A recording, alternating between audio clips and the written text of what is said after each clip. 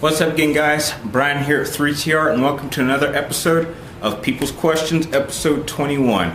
Now, I would just like to get off by congratulating the winner of last Friday's question, Digital Man 123, who answered the correct answer of what is this? And the answer is, it is the reboot icon from the Toonami show Reboot. Some of you might have forgotten that, and I've left a link down below to an episode of Reboot so you can see for yourself. Everyone in that show had one. So congratulations to you, Digital Man 123. Keep up the good work. 2 more victories and you get entered to the contest of the $50 card once again. And also, thank you guys for sending in your questions. A lot of really good questions. 2 people in particular must think alike because you guys got me one really great question. So let's get into it.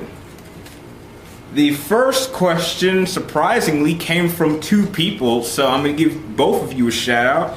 That both Gio813 and the Tranquilico Man 91, you two must be brilliant and must think like, because you asked me both the same question of what are my thoughts on the Man of Steel. Personally, I'm actually looking forward to the Man of Steel. I'm a little bit concerned about it because Zack Snyder is directing it, but luckily Christopher Nolan is producing it, and I think it's the producers that really have control of how the movie is done. If I had any real fears about it, I would hope that Zack Snyder holds back on the slow motion, only use it when it's needed, not to make something cool or overdo it like he's done in previous movies. I like how this one may actually have like a real good physical fight between Superman and like a number of characters. We haven't seen something like that done well since, say, Superman 2. And overall, I hope this probably will be a great start to the Justice League movie. So hopefully we'll be able to start off pretty well and we can kick off the other movies. And now going back to Gio's 813 second question, he wants to know, how do I feel about Hans Zimmerman's composing the score? Great composer, done a lot of really great work. If he can create masterpiece music for, say, movies like the Dark Knight series and Inception, then I have no doubt that his music will enhance the events of the Man of Steel, and I'm sure it's going to work out. And by the time I walk out of that theater when it comes out, I'll be humming the theme in my head. Maybe he'll do the Ron Williams one or something. And now to go to Tranquilico Man 91's second question, and he would like to know, really a great question, is what are my top 5 favorite Batman comic book storylines, or just comics? Really great question. I actually had to spend about a day thinking up, but here's my list. I wrote it down from 5 to 1. Number 5 would be the Batman Dark Victory story. Number 4 is Batman Journey into the Night. Number 3 is Blackest Night Batman. Number 2 is the Arkham Asylum storyline, which connects with both Arkham Asylum and Arkham City the games, because that is a really great series to connect with, to get me ready for the next Arkham Asylum game. But by far, my favorite storyline involving Batman is the DC Trinity. I am more pumped up. I like the Trinity 3 times more than I like the Justice League, the Avengers, and the X-Men combined. Wonder Woman, Superman, and Batman have the strongest chemistry between characters than any group of characters in all of comic books, in my opinion, and hopefully we will get a DC Trinity movie one day. And let's see. Next is a man who is on a roll now. I've lost track of how many episodes you send me questions, but man, keep them coming because you are awesome. And it is once again the man himself, Timmy Primetime. And he has 2 great comic book questions, and he wants to know, what heroes and villains do I want to see in the Justice League movie? Okay, that's a real good one. Personally, I don't want to see Batman in the Justice League movie. I think if you've seen the end of Justice League Doom, I think it could work. I'm aware that Batman is one of the, DC's most popular character, probably the most popular superhero, or you can't really call him a superhero, hero of all time. And it would be stupid not to put him in, but I think that by not putting him in, that DC and Warner Brothers can show that they can make just as strong of a story without throwing someone who's obviously going to bring in a fan base. I think that the Justice League should be about the team and not just one individual person. And I think that if they put Batman in there, it's going to be really difficult not to make him the center story arc of the movie, which, you know, that was kind of the problem with Avengers. They were trying to make it about individual egos instead of it being about the team, which it clearly was not. It was about Iron Man, and you all know it. And the second question that Timmy Primetime has for me is, what is my favorite Batman novel? This one's a really good one. I'm going to put up a picture right about now, and it is Arkham Asylum, or Serious House on Serious Earth, which many have considered was the inspiration for kind of the dark-telling story of Arkham Asylum, which is probably my favorite comic book-related game. During Batman Month, I'll be reviewing both Arkham Asylum and Arkham City, and I'll explain which one I think is better for what reasons. But that one really took Batman in a much darker and much more psychological viewing because of how the villains were kind of redone. So they were kind of all insane.